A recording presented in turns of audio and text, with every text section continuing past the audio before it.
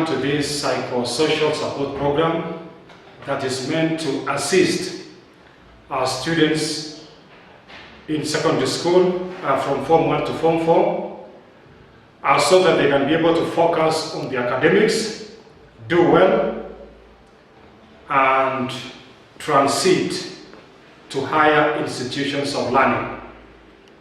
My name is Abraham Mutual, a national motivational speaker.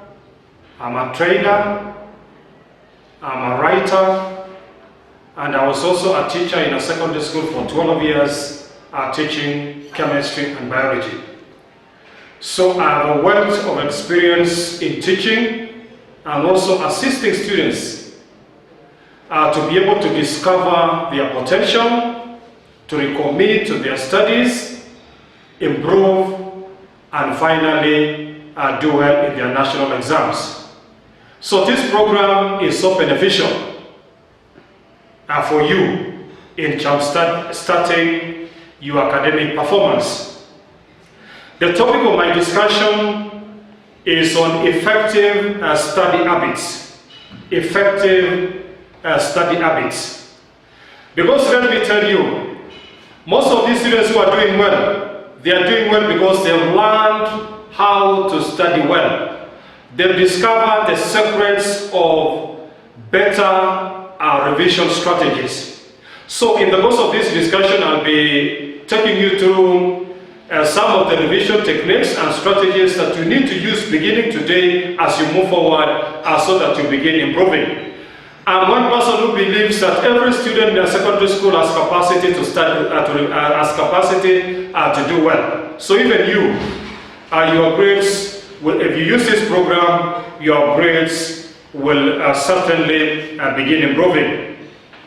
So let me discuss how to develop how to develop good study habits. Number one is get organized. Get organized. Students who do well are organized students. They are organized in the sense that they manage their time, they have a study timetable, they have a routine they are following, they are always focused, committed, they do assignments, they consult teachers, they engage in group discussion, and they have a program that they follow every day, every week, and in the course of the term. So one of the first steps in academic success is to get organized. And you see, when you get organized, it means you'll have time to do homework, you'll have time to do assignments, you'll also have time to engage in co-curricular activities. And you'll not be distracted, you'll always be focused. Number two is the second good study habit. The second good study habit is no expectations. No expectations. You need to know what is expected of you in school. Like for example, what are you supposed to do so that you get a B plus in KCSE? What are you supposed to do so that you get a C plus and above, or even to get a straight A? What is expectations? Also, you also need to know the expectations in every syllabus. You see, every subject has a syllabus. What are you supposed to cover before you do KCSE? What are the important areas that you need to expose yourself? So knowing expectation means that you also need to consult your teachers, your relevant subject teacher, so that they tell you what you need to do in a particular subject so that you can be able to revise and prepare yourself adequately for national exam. So you need to know expectations. You also need to designate a study area. Study area, when you're in school, your study area is the classroom. Your classroom is your study area. And you must ensure that your classroom as a study area is a very conducive environment for you to study. The lighting system must be very good. The heat should also be moderate so that it cannot make you to sleep. And the window sometimes should be open to allow fresh air to enter in so that you don't doze or you don't sleep or you don't become absent-minded. So the study area should be very conducive for learning, and also ensure that students are not making noise. Ensure that your fellow students are not making noise. Of course, noise making should be regulated so that when the teacher is not in class and you are in your preps in the morning or evening, every student is concentrating. Number 4 is develop a study plan. Develop a study plan. And as you're developing a study plan, you need to ensure that you have, of course, you have a study timetable, and also the school should have, ideally, at the beginning of the term, they should have indicated the dates for maybe Cat 1, Cat 2, and end-term exam, so that you can also be able to plan for it. So that when you know when are you studying for Cat 1, are you studying for Cat 2, are you studying for end-term exam. And also you plan your assignments and your homework so that you are not caught off guard. And also, of course, each one of you should have a study timetable that is supposed to organize you. When you have a study timetable, then there will be no wastage of time. And in that study timetable, you will be allocating time to subjects appropriately. Appropriately in the sense that those subjects that you are not doing well, you allocate more time on your timetable. Another good study habit is think positively. Always be a positive student. Be in the right sense of, be in the right mind every time. Have a positive attitude. Be positive in every subject. Be positive about the school, like yourself. Have focus. Free yourself of distractions, negativity, so that you can be able to focus. Another good study habit is to create a study group. Study group that you ideally should also have a study group in various subjects. You have a study group for mathematics, a study group for chemistry, a study group for physics. And you know, some students have an erroneous view that maybe these group discussions are wastage of time. It cannot be able to be beneficial to them. But I want to tell you, group discussions are so important, are so critical. And there is a way in which we can also be able to make group discussions to be important and to be beneficial. You know, the way to make group discussions to be beneficial is like, for example, I'll be using chemistry as an example because I was a teacher of chemistry. Like, for example, if you have a study group for chemistry, and then you have decided that in the evening, you'll be studying the topic of metals. No, you'll be discussing the topic of metals. What are you supposed to do? What are you supposed to do is that if you have, for example, 6 members in that study group, before you can meet in the evening to discuss the topic of metals, in the morning, you need to allocate each member an area to go and research, an area in that topic to go and research, so that in the evening, they will just be making presentations. So like, for example, in the topic of metals, you can allocate various metals for every group member. Maybe one student can research on sodium, another one can research on aluminium, another one can research on iron, research on lead, research on zinc. So they go and do the research. So that when you meet in the evening, you allocate 10 minutes to every member of the group to make presentations. And as they are making presentations, the other members of the group can be asking questions. And you see at the end of the 1-hour discussion group, that topic of metals will be discussed and completed in 1 hour. And that is what is going to make a group discussion effective. And you see another advantage of a group discussion is that research has demonstrated that when you explain a concept to your colleagues, you end up understanding it more. So group discussion gives you the opportunity to explain what you know to your colleagues. And the more you explain, the more you understand, the more it's going to stick permanently in your mind, and you can be able to reproduce it during an exam. Another good study habit is to practice active listening. Active listening. There is a way in which you can be listening passively or you can listen actively. Most of the students are not doing well because when the teacher is presenting a lesson for 40 minutes in class, they are just passive listeners. They are not engaged in the lesson that the teacher is teaching. They are not following the lesson. They are not asking questions. They are not seeking clarifications. They are just not engaging in anything. And if you do that, then you realize that you are going to lose a lot. So my advice to students is that we need to engage in active listening in class. When a teacher is teaching, pay 100% attention on the lesson that the teacher is teaching. And ideally, you should also be asking questions in class. You should be seeking a clarification. Sometimes you can say, teacher, I didn't understand that part, teacher. Can you repeat that part, teacher? And then the teacher can go to the part maybe you didn't understand, and then the teacher can actually be able to explain it further, and then you can be able to understand. So be an active participant in the lesson that the teacher is teaching. Let me just illustrate this point using a story. The former president of the US, maybe some of you may not have heard of him. He was called Bill Clinton. He was the president of the US from the year 1992 to the year 2000. Bill Clinton. In the biography of Bill Clinton, he says that when he was in Standard 4, Bill Clinton says, when he was in Standard 4, the history teacher was teaching a topic about the fall of the Roman Empire. That is the topic that the teacher was teaching in class when Bill Clinton was in Standard 4. And we are told, at the end of the topic, it was only Bill Clinton who put his hand up and he told the teacher, I want to make a comment. So when he was allowed to speak, he stood up in class and he told the teacher, if I was the emperor, Rome would not have fallen.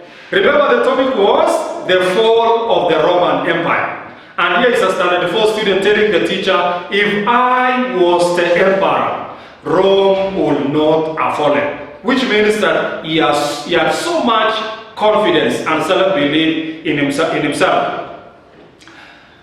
And maybe when the teacher was teaching that topic, he was constantly asking himself, why did Rome fall? What were the factors leading to the fall of Rome?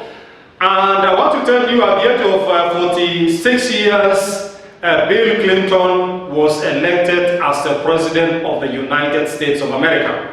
So what does it mean? It means by the time Bill Clinton was in Standard 4, he was sitting in that class, he knew he was going to become the next President of the United States, and he became the President of the United States. No. So maybe the question I can be asking you is, as you're sitting in that class, what are you thinking about yourself? What are you thinking about your future? What are you thinking about the career that you're going to pursue? So that as you're working out in that class, you're working out so that you can be able to qualify to pursue a certain course at the university, so that you're going to pursue a certain career.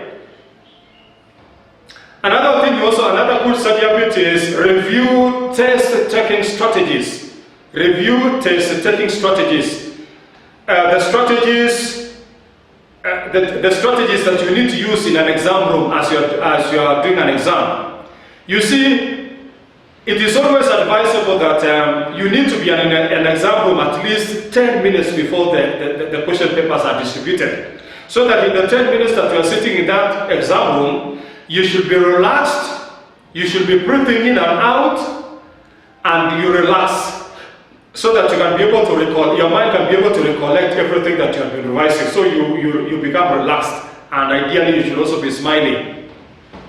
And you see, smiling is also medicinal, smiling is also beneficial. Let me give you some of the benefits of smiling. You see, when you smile, your mind and your body is going to relax.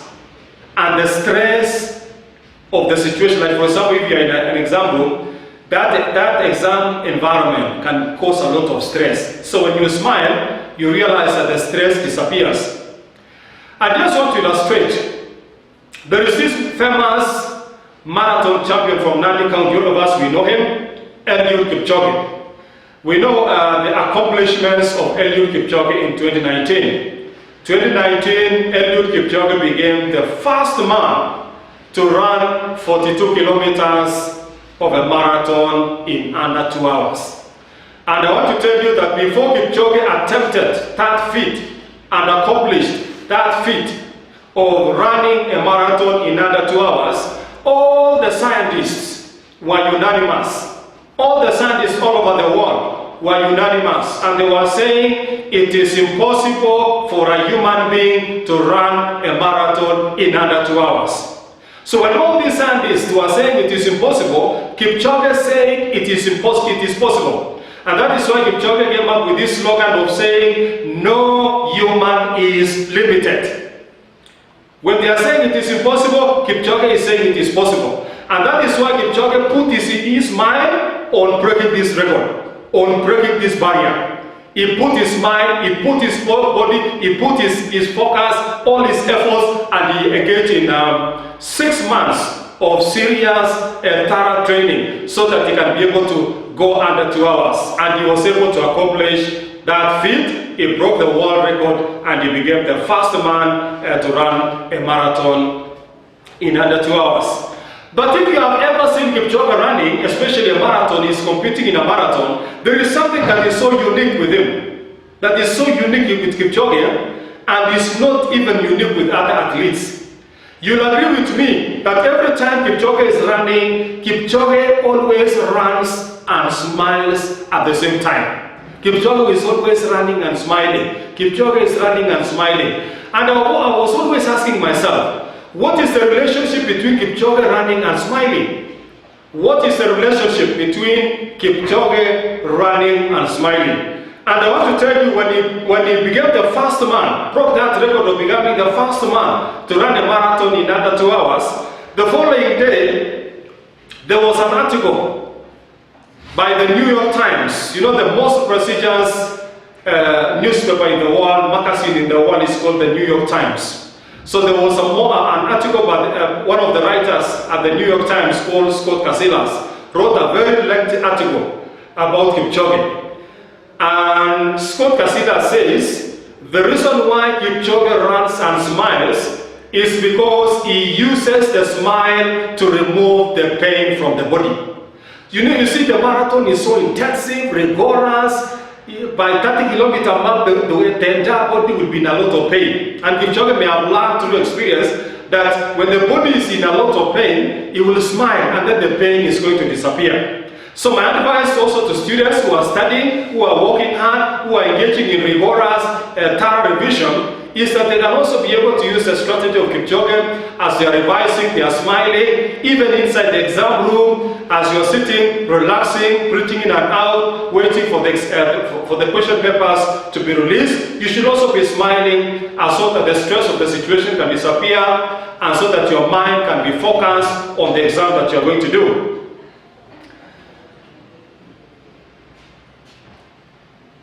And then lastly is look into the future. After doing all that, now you look into the future and you tell yourself, I'm going to make it, I'm going to succeed, I'm going to get the C+ and above, I'm going to make it to the university, and I'm going to be a famous, significant person in the future. You are going to be an answer to your generation. So the second part of revision of effective study habits, let's look at best revision techniques to use during your study. What are some of the best revision techniques that you need to use during your study? Let me tell you, every time the KCSE results are released, we have those students who are celebrating, those students who are carrying shoulder high. Those students who are shown on television, they are celebrating with their teachers, with their parents, they are smiling, being carried shoulder high, they did so well, they are straight A's. What secrets are they using so that they get the best possible result in their national exams? The only strategy is that they use the best revision strategies. You can also be able to use those best revision strategies so that people can also be able to celebrate your results. And what are these best revision techniques that you need to use during your study? Number one is start revising early. You see, the biggest mistake most students are making is that at the beginning, when the time is at the beginning of the term, most students are wasting the first week, they wasted the second week, they wasted the first month. And then they wait until the teachers say there is an exam next week, so they began revising for the exam. And you see, when you are only revising for an exam, it means you'll be cramming for that exam. My advice to you is that At the beginning of the term, the first week the term is open. In fact, the first day is when you report in school. The first day you report in school is when you need to begin serious revision. And you revise continuously throughout the term. And it is also advisable to revise in small bits. You don't need to sit down and you revise a whole topic. No. Revise subtopics in a topic, small sections in a topic, in small bits. And if you do that, then you realize that it is going to assist you. Number 2 is make your notes neat and tidy.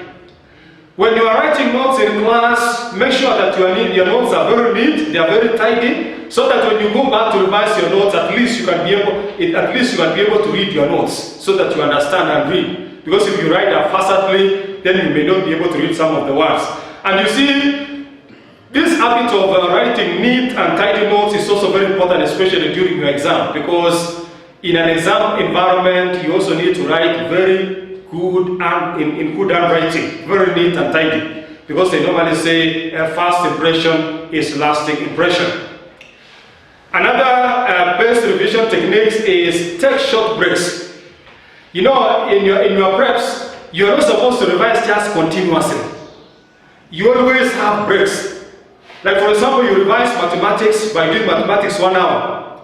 After 1 hour, you put your exercise book and revision books and calculator of mathematics aside, and maybe you can go out for 5 minutes to freshen up, and then you come in. When you come back, you can now begin revising another subject. So always, as you are changing from one subject to another during your revision, have a break of at least 5 minutes, so that you can at least regain the mood and the energy and the concentration for the next exam, for the next revision. Another best revision technique is avoid procrastination. I think I've been talking about this procrastination thing for a long time.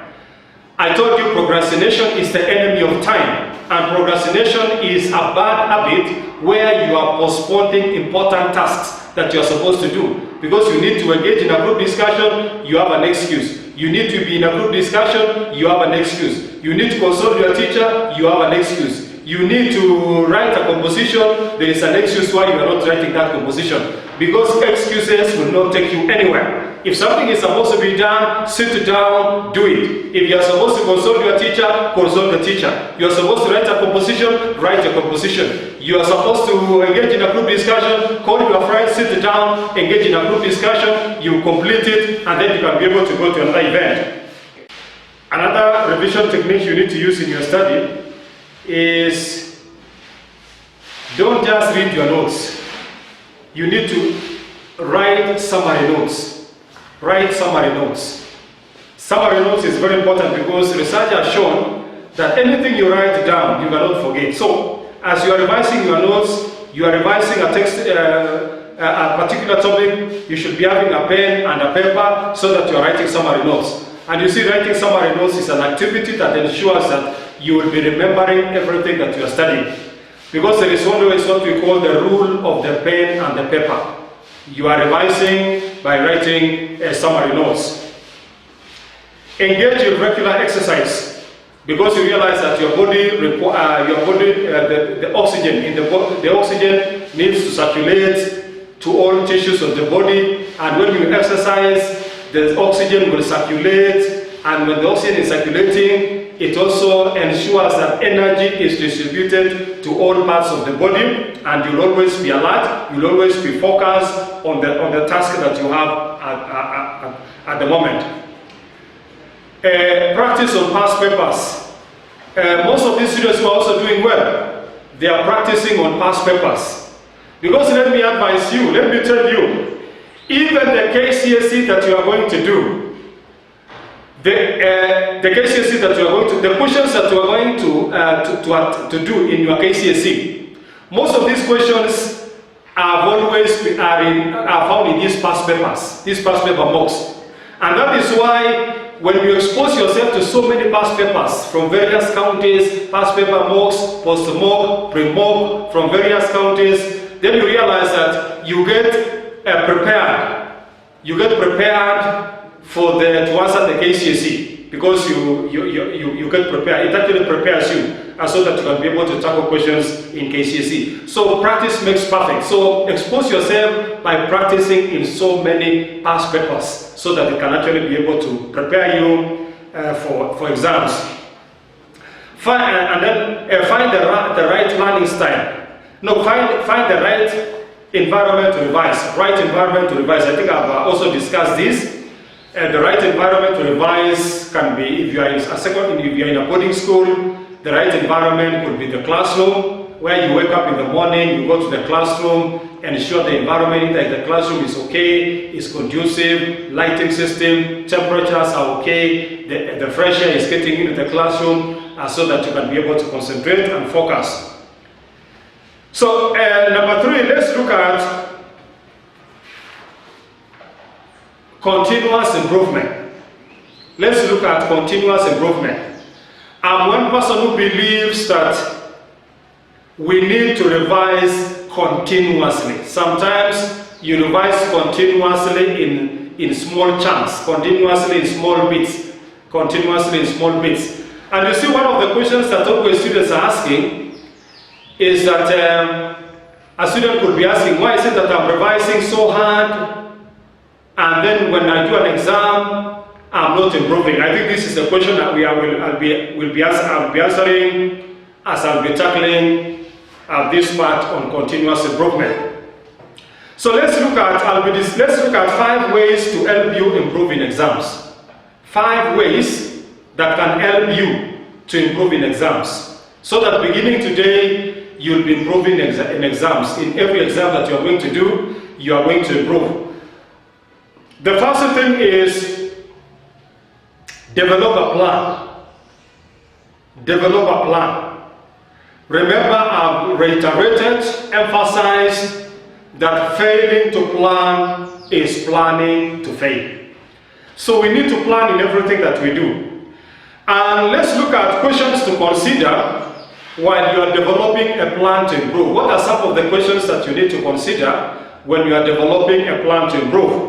Some of the questions you need to consider could be, how many hours per day will you be studying?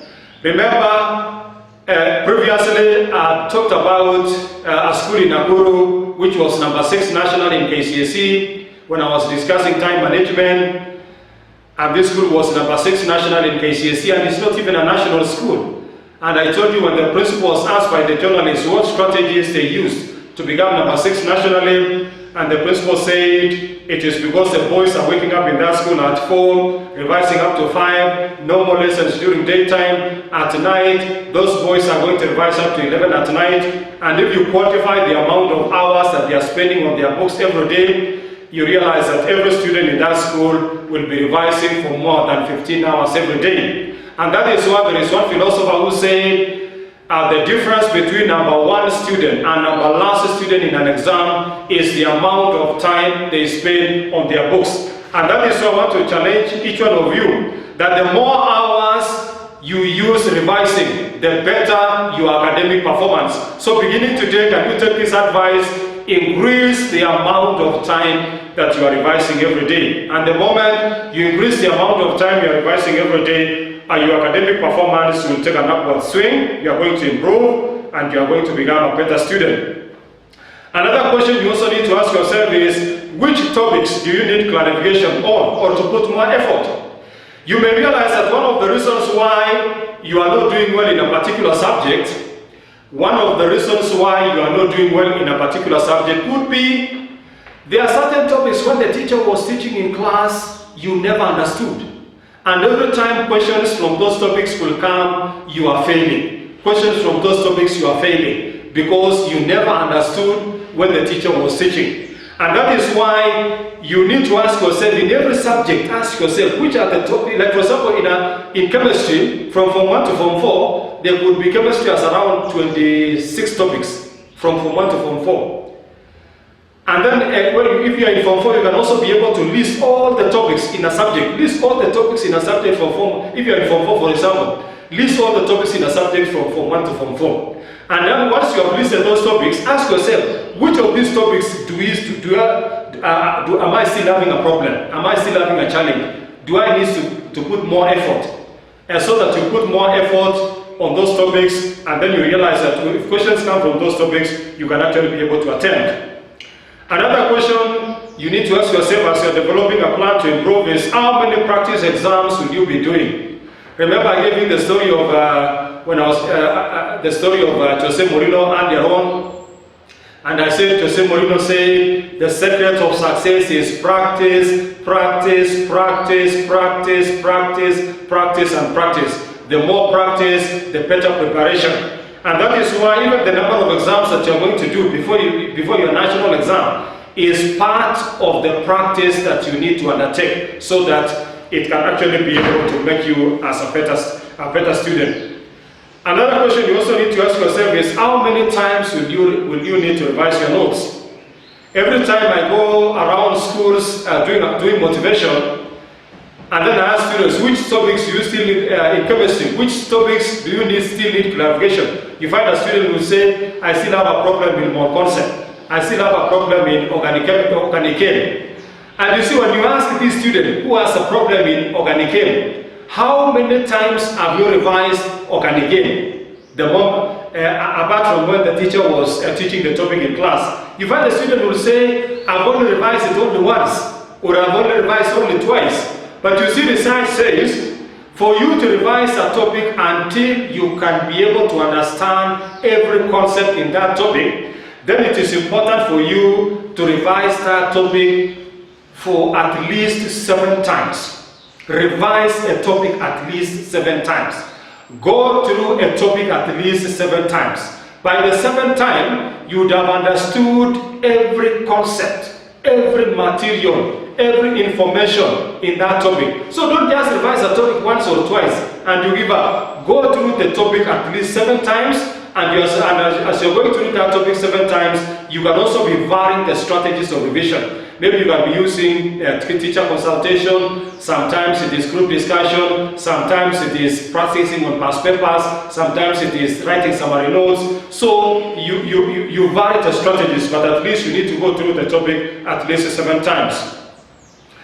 Another question you also need to ask yourself is, what distractions are you likely to face and how will you overcome them? Sometimes you are a student and you are anticipating that maybe your parent did complete the payment of fees and you'll be sent home maybe next week. That is another distraction, because you'll be at home and other students are being taught. It can be a distraction, wastage of time. Maybe you are studying in an environment where other students are making noise, in an environment other students are talking, in an environment where there is a television is on. So those are some of the distractions. So you need to plan before so that you can be able to eliminate those distractions and you can have the peace of mind to be able to focus on your studies. Remember, we are still discussing 5 ways to help you improve in your exams. Number 2 is to get on a sleep schedule 1 week before exams. Get on a sleep schedule 1 week before exams. You know the mistake most of the students make? The mistake most of the students are making in most of the secondary schools is that you find students are just wasting time. You find a student is just waking up at 5, they are sleeping at 9, but 3 weeks to KCSE, if you are there in Form 4, 3 weeks in the KCSE, they start panicking. They realize that they still have a lot to revise.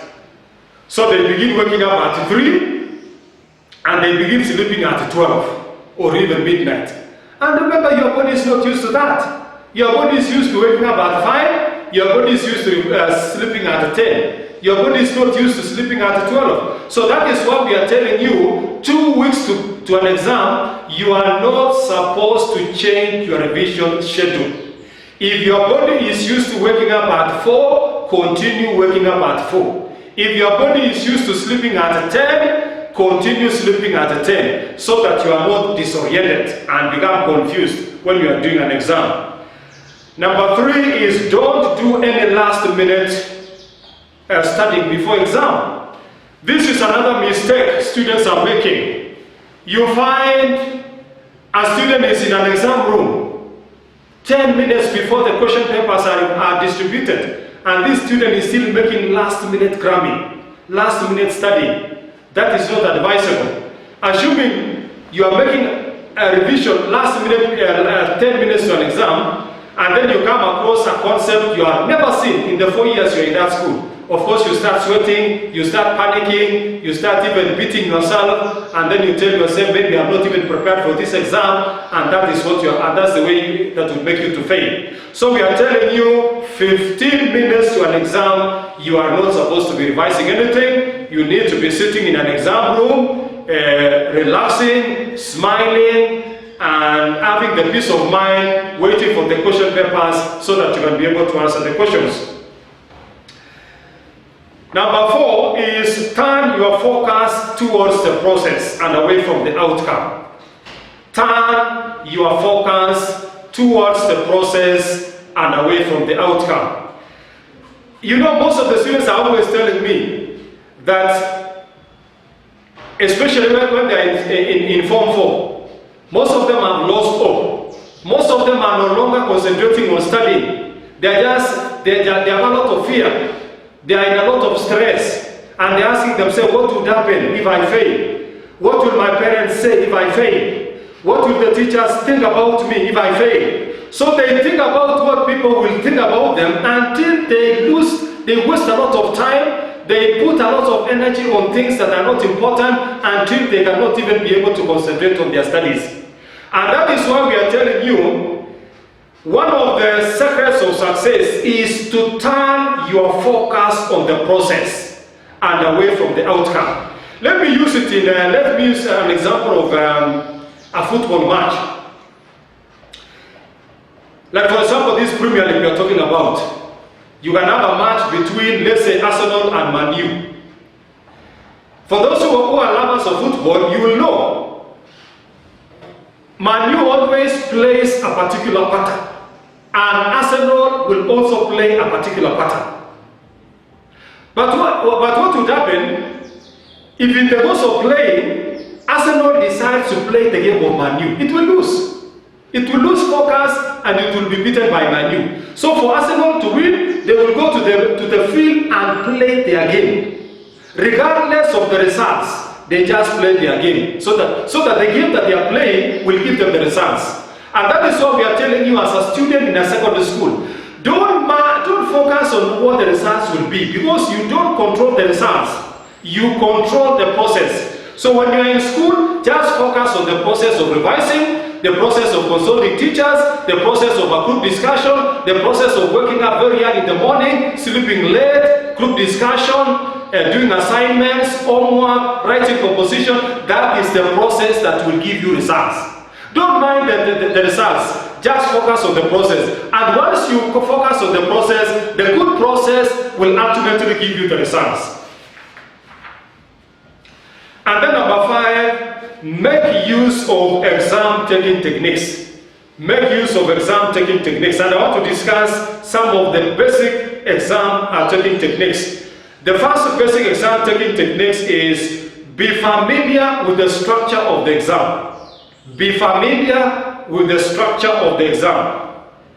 Like for example, if it is English paper 1, you know English paper 1 has 3 sections, section 1, section 2, section 3. So be familiar, like for example, if it is chemistry, chemistry has paper 1, has paper 2, has paper 3, which is practicals. So be familiar with the structure of the exam, so that as you are revising, you know this subject has 2 papers or 3 papers. In paper 1, this is what they are dealing with. In paper 2, this is what they are dealing with, so that you revise for what you know. You need to, as you are familiarizing yourself with the structure of the exam, you need to know the answers to some of these questions. How many sections will the exam have? As I said, if it is English paper 1, it will have 3 sections. What are the differences between sections? Like for example, if it is English paper 1, you know section 1 is dealing with 2, section 2, section 3 again. How many marks will there be in total? If it is section 1, how many marks are allocated? Section 2, how many marks? Section 3, and so forth. Number 2, have a watch or a stopwatch. Even if you don't have a personal watch, the school will provide one during an exam, and it will be hanged on the wall, so that as you are doing your exam, you are also looking at the watch, so that you don't run out of time. Because I told you, time is so important in an exam room. because the greatest resource at your disposal in an exam room is time. And the way you manage your time in an exam room is so important, so that you don't run out of time. You don't waste your time, you don't get out of the exam room before the time is elapsing, and you don't also maybe waste a lot of time so that you don't finish some of the questions. So time is so important. Learn how to manage your time effectively inside an exam room, and what is going to assist you to manage your time effectively inside an exam room is to have a watch. When you are given a question paper, I told you earlier on, when you are given a question paper, the first thing you need to do, of course, is you write your name, you write your index number, and then you read the instructions. Instructions is so important. You read instructions. And once you read the instructions, you can use maybe 2 or 3 minutes to go through the entire exam, so that you have a feel of the kind of questions that has been set. And as you are going through the entire exam, it is also advisable for you to mark the questions that you find easy. Mark the questions that you find easy. And one of the advantages of marking the questions that you find easy is because it is also advisable for you to start with the easy questions. And once you start with the easy questions, as you're answering these easy questions, then you realize that you are building confidence. You are building confidence. And also some of the information that you'll be using in answering the easy questions, you may later on use that information as you'll be tackling those questions that you may find challenging. Know how much time to spend on each question. You need to plan. You need to plan your time, so that I told you, you don't run out of time. So allocate time on questions appropriately. A question that has more marks, you allocate it more marks. A question that has less marks, you allocate it less marks. If you get stuck, move on. This is the greatest advice. Though if you like, sometimes maybe you have a question that is so challenging, so complex, and the mistake some of the students make is that when they find a question is so hard, they waste a lot of time on that question. And later on, they may not have enough time to tackle the questions that they can easily answer. So if you get stuck, move on. Move on to the next questions. So that when you still have time, you can still come back to this question that you found that you got stuck. Now let's look at ways to improve your grades. Because essentially, as a good student, organized student, good best student, you want to be a best student. I told you, you need to be a student who is always improving. Ways in which you can use so that you begin improving your grades. You can climb from a D, you go to a C, you go to a B, you go to an A. You can move from a B to an A. In my previous discussion, I gave you the story of students in that. In 3 months, in Form 4, 3 months, they moved from a D plane to a B plus. In 3 months, when they changed, they moved from a D plane to a B plus. It is possible. So let's look at ways to improve your grades. The first thing you need to do is adopt a positive mental attitude.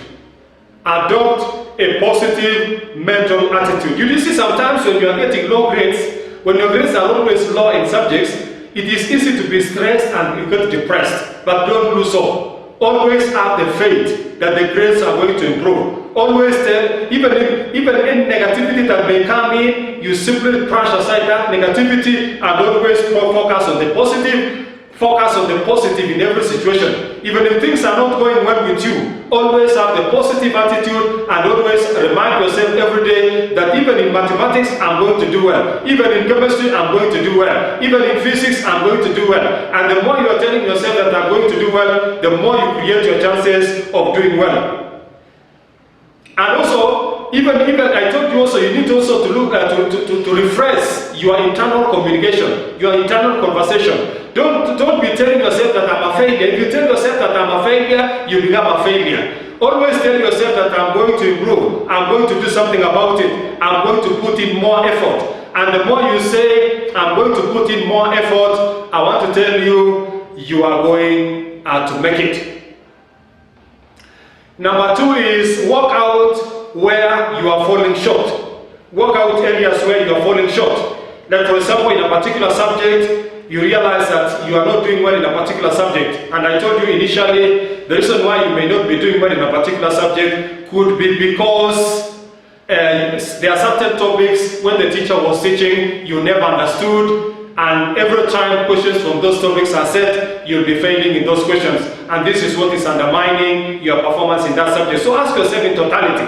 Every time, you always seek feedback. Why is it that I'm not doing well in chemistry? Why is it that I'm not doing well in English? There is a reason why you are not doing well. Maybe the reason why you are not doing well in languages is because you are not writing compositions.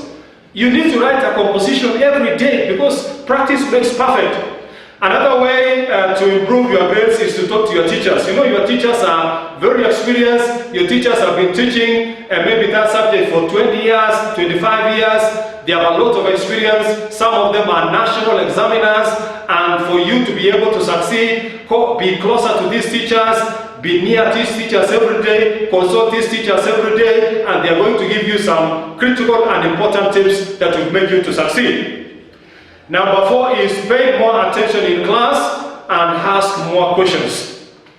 You see, the more questions you ask, the more answers you get. You need to be a proactive student who is always an all-rounder in the school. You are always in the staff room. You are always everywhere. The teachers are, you are always there, answering questions, seeking clarification, telling teacher when you are teaching this part, I didn't understand teacher, can you show me? And that is one of the ways in which you can be able to take responsibility for your studies. Number 5 is start organizing your life. Be organized, have a study timetable, manage your time, allocate more time to those subjects that you still have a challenge. Number 6 is improve your note-taking skills. I've actually emphasized on this issue of writing neatly, tightly, tidy, and legibly. So improve your handwriting. Because even the national exam, those who will be marking your national exam are not your teachers. They don't know you. The only impression they have of you is the work that you have done. So first impression is lasting impression. So write neatly, legibly, and tidy so that it can even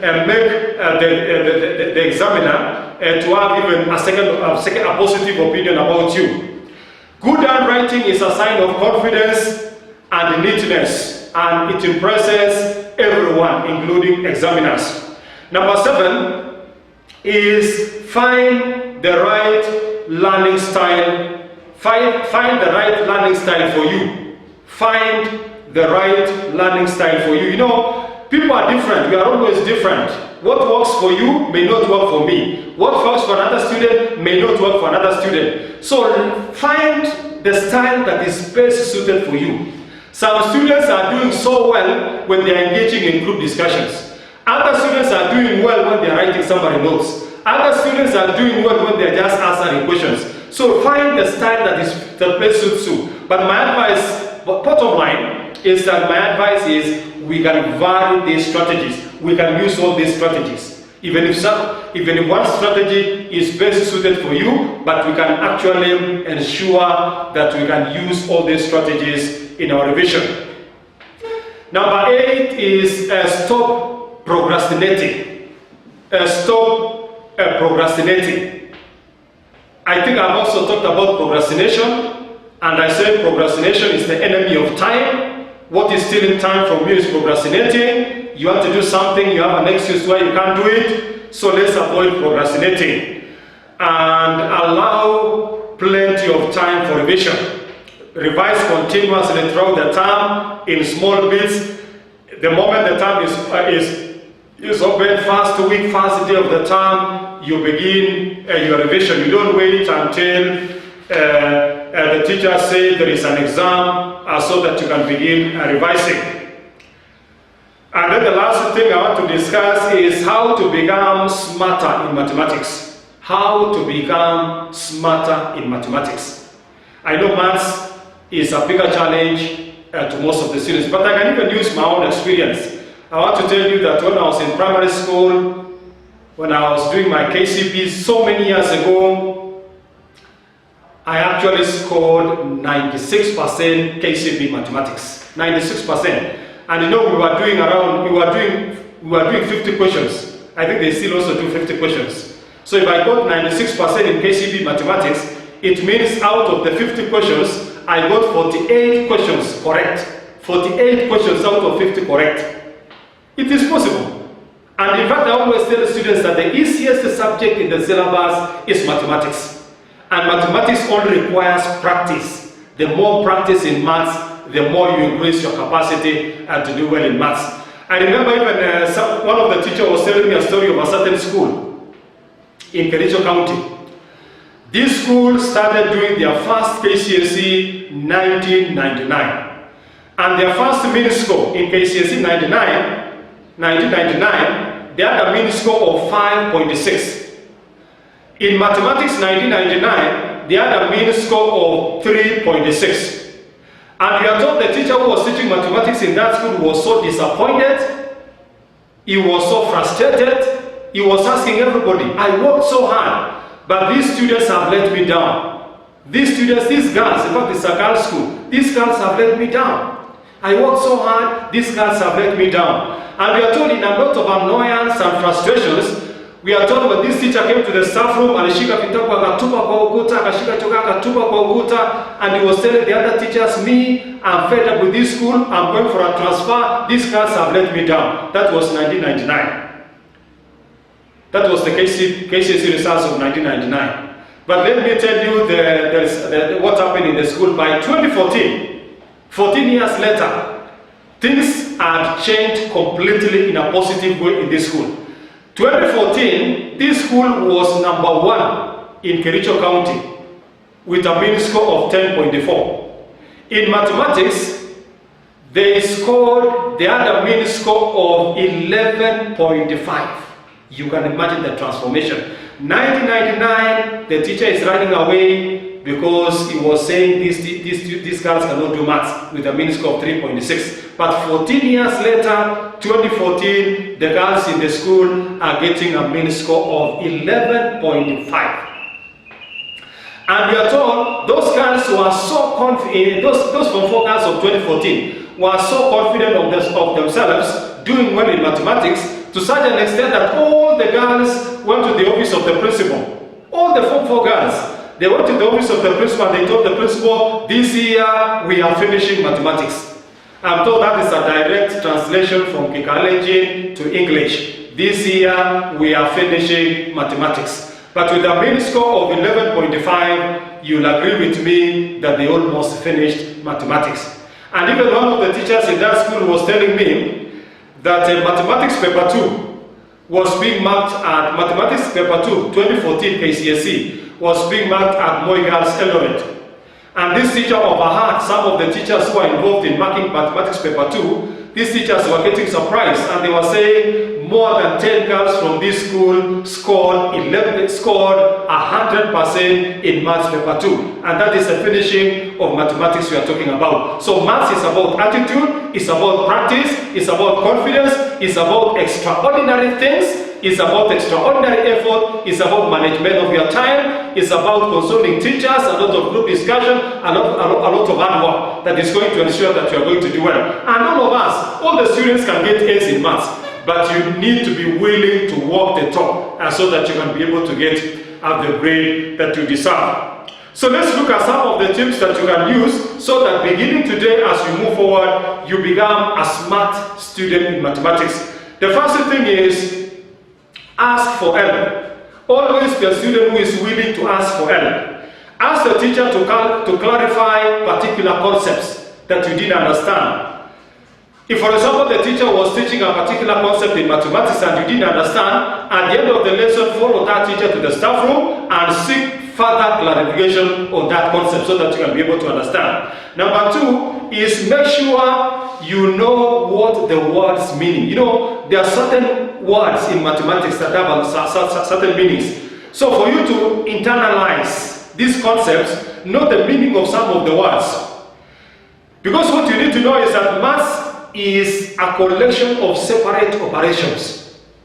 Maths is a collection of separate operations. And before you can grasp a concept completely, you need to understand the meaning of each word used in the problem. For example, you can have a terminology in mathematics like a variable. Before you can begin calculating a variable, you need to know what the meaning of the word variable. What does variable mean? What is an integer in mathematics? So know the meaning of the words that are used in mathematics so that you can be able to proceed and use and understand the concepts and do the calculation. Number 3 is pay particular attention to learning the rules. Pay particular attention to learning the rules. What you need to understand is that in mathematics, you are talking about properties, formulas, methods. These are tools in mathematics. The tools that are used in mathematics are properties, formulas, methods. For example, if you are calculating a particular sum, there is a method of calculation you use. There is a formula you use. There is a properties that you apply. You will become smarter in maths if you understand how these tools work, how the properties work, how the formulas work, how to follow a particular method in calculation. Number 4 is participate in class. You are not supposed to miss a math lesson. Ensure that you attend every math lesson and to participate actively in every math lesson and to pay attention. If you don't know the answer to the question, you ask for clarification, and then you ask for clarification.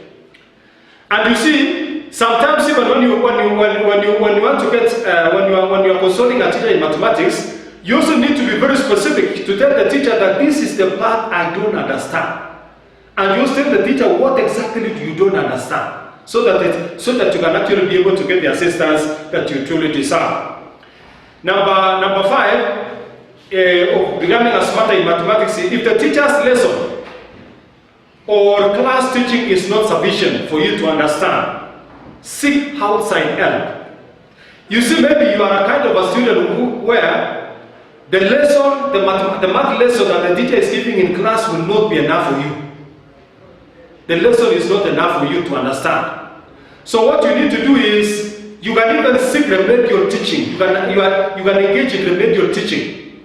Yeah? You can engage in remedial class outside maybe during the weekend. You can engage in math remedial. You can at least get extra help from the teachers. Or even during holidays, you can even get assistance from other qualified teachers during the holidays, so that you can also attend remedial lessons in mathematics, and then you can actually be able to be assisted. And another way in which you can become smarter in mathematics is to write your work.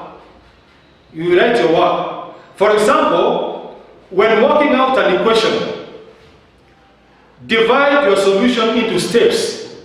Yeah? For example, you give a formula you are going to use, and then you work using steps. You divide your solution into steps, and then you write each step clearly. You see, the advantage of writing your answering your question in steps is that even if you get lost in the middle, at least, and you don't get the right answer, you will be given marks for the steps that you are using. There is option for the teacher to give, for the examiner to give you marks. Maybe the question was 6 marks,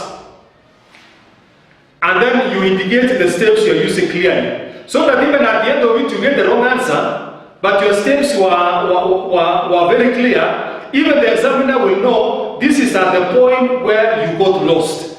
So the previous steps you will start getting marks.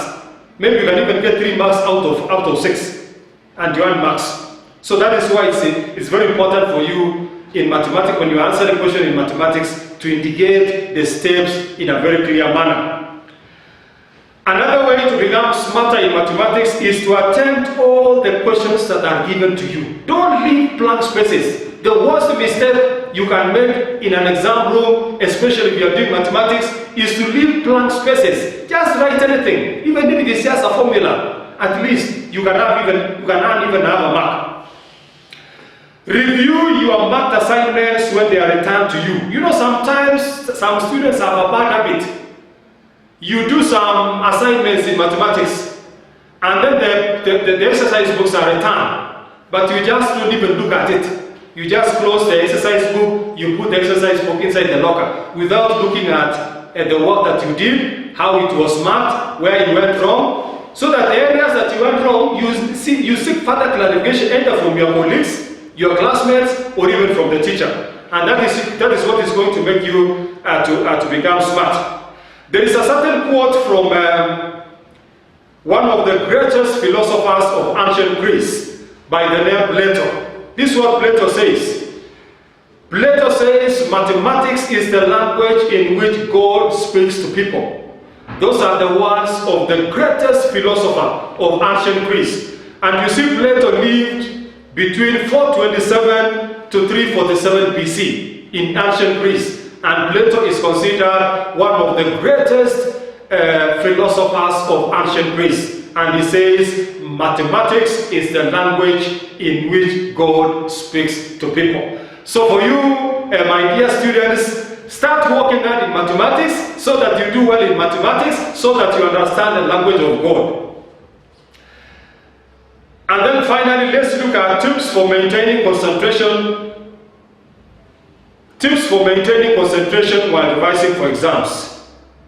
Just a few tips that you can use to maintain concentration while revising for exams. Number one is get enough sleep at night. And sleep, you're supposed to get at least 7 to 8 hours of sleep.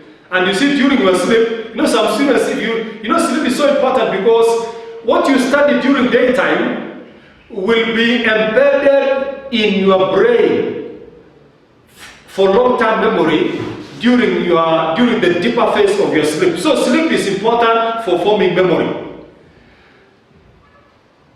Allow time for relaxation. Even when you are studying, you need to have time for relaxing, time for at least chatting with your friends, maybe for 5 minutes or 10 minutes, and also time for going for games, playing football, volleyball, running, so that you can relax.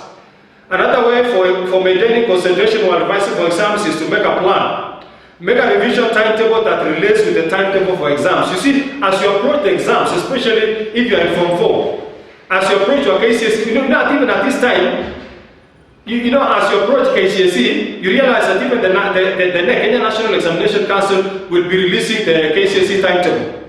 So once they release KCSE timetable, which is released at least 3 months in advance, so you can even